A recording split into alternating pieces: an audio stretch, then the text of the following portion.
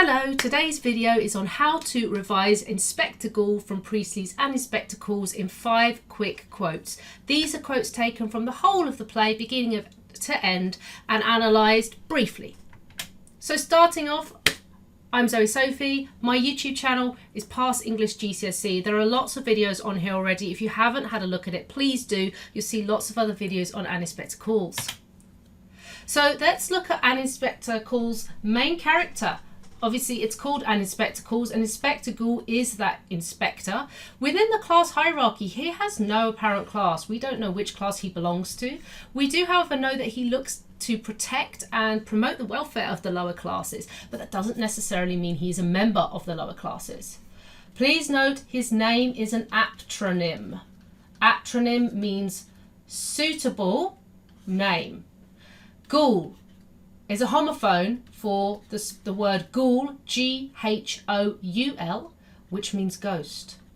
So he is Inspector Ghost, which might explain why he is privy to information that other characters are not. Let's look at his first quote. When he enters in Act 1, he declares, 2 hours ago, a young woman died in the infirmary. She'd been taken there this afternoon because she'd swallowed a lot of strong disinfectant. Burnt her inside out, of course. Now look at this language. The play is set in 1912, and the characters would be subject to the Edwardian etiquette, the conventions of speech, and there would be, ways of talking to people, particularly with ladies in the room, and yet he doesn't hold back. He uses this really visceral, that means emotional, visceral imagery, okay? It's quite grotesque, actually. It's bordering on hellish imagery. Burnt her inside out. Look at the verb, burnt. Okay, it's violent. Doesn't hold back. And of course, a lot of strong disinfectant. You've got the adjective strong, which really highlights poor Eva Smith was serious about killing herself because of the nature of what she's taken. A lot of as well. Again, sort of emphasizes the fact that Eva wanted to die. And particularly then, suicide, incredibly shocking.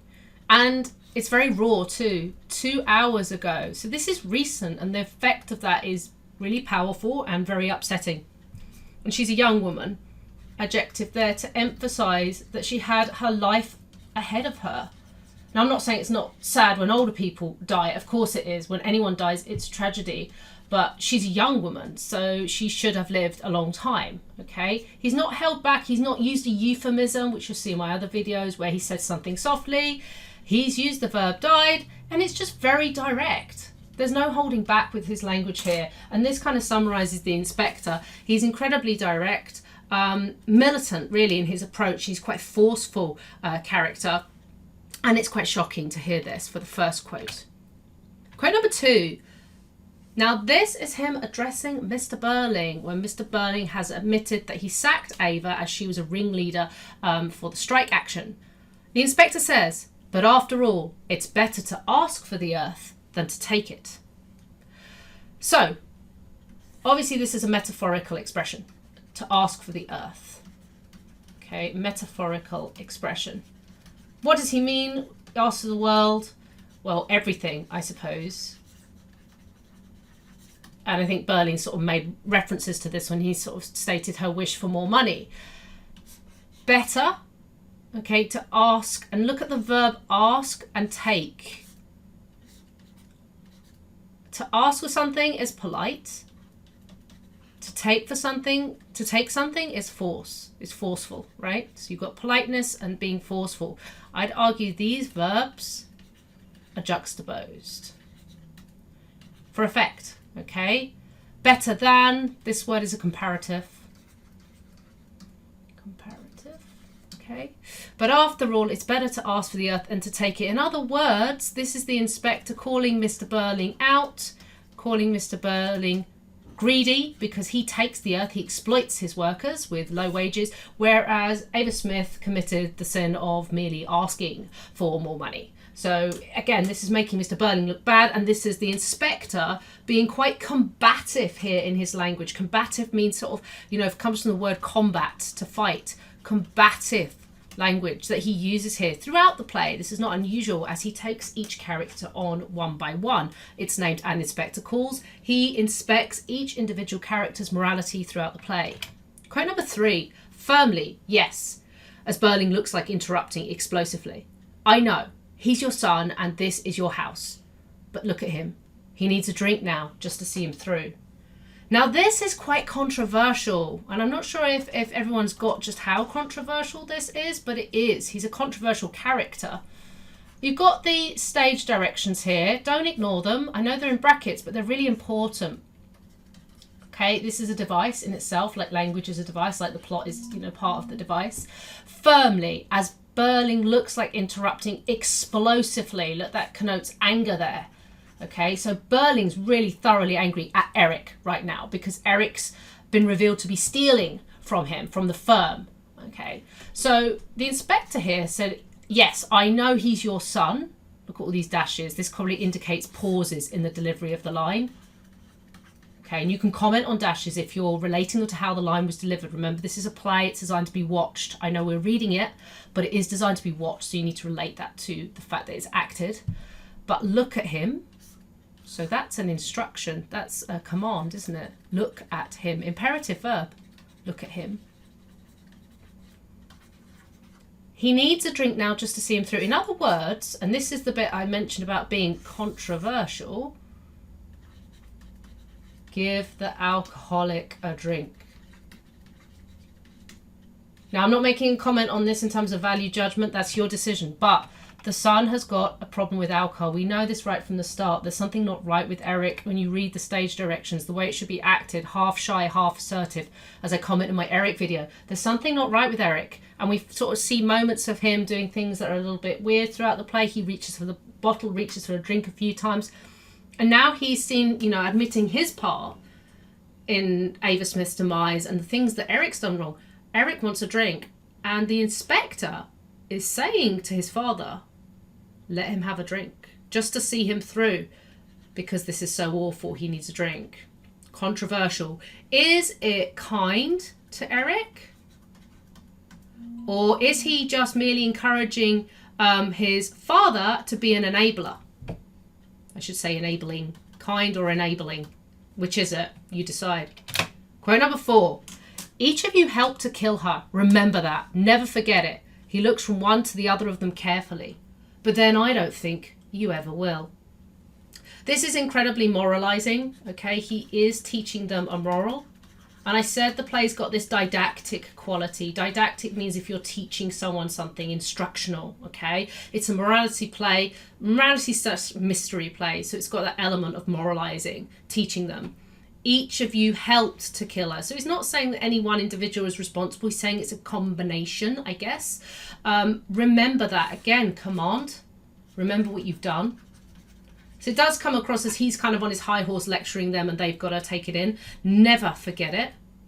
And then this stage direction, which I think is really quite meaningful. And it depends how you choose for it to be acted. But I'd imagine a director would, and the actor between them would look at it. He looks from one to the other of them carefully. There would be a slowing down of pace there, a pause, an awkward silence as he scans from Mr. Burling all the way to Mrs. Burling, okay, all the way along the characters. So I imagine, a bit like a dash, that might create a pause on stage and it'd be very awkward, and it allows the audience to take in the lesson, which is, it's called An Inspector Calls. He's inspecting the morality.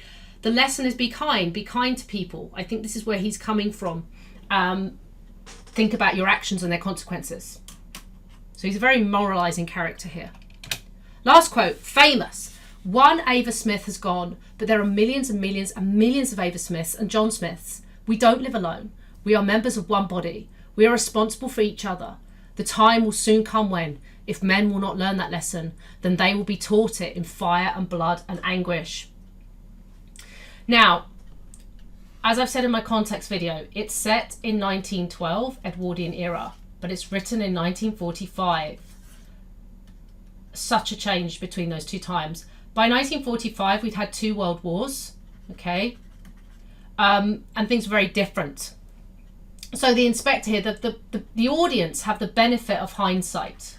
You know, they can look back and know, oh yeah, actually people didn't learn their lesson. Fire and blood and anguish. This imagery here really sort of connotes sort of hell and war, and the audience would get that reference. They would understand that in that imagery that he's used there. Very strong imagery, very visceral, very emotional imagery, right?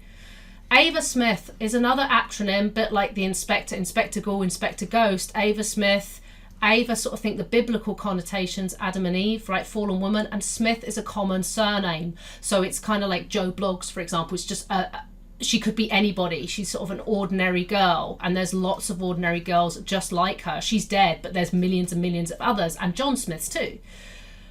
We don't live alone. This alludes to the sort of collectivist idea that's behind socialism. So I'll put collectivist statement. We are members of one body.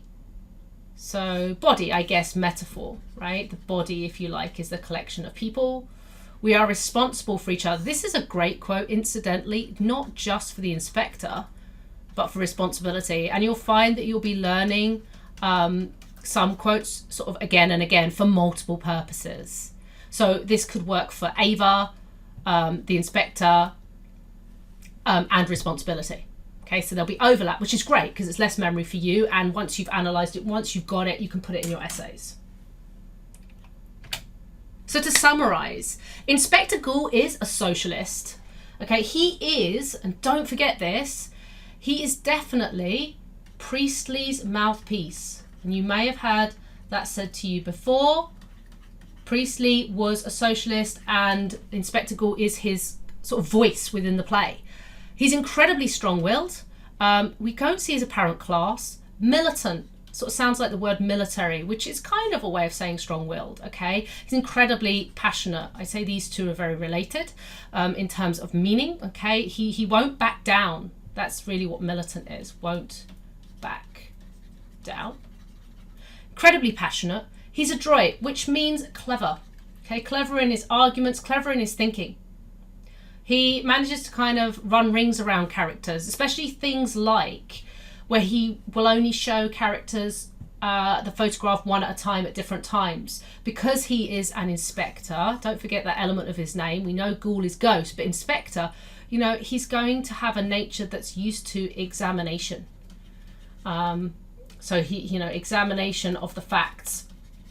He'll be pouring through evidence and being arguably, as he is, Goole, he's going to have a lot of evidence that he can sift through. He's resolute, just like Mrs. Burling, okay? That means sort of unyielding, won't change.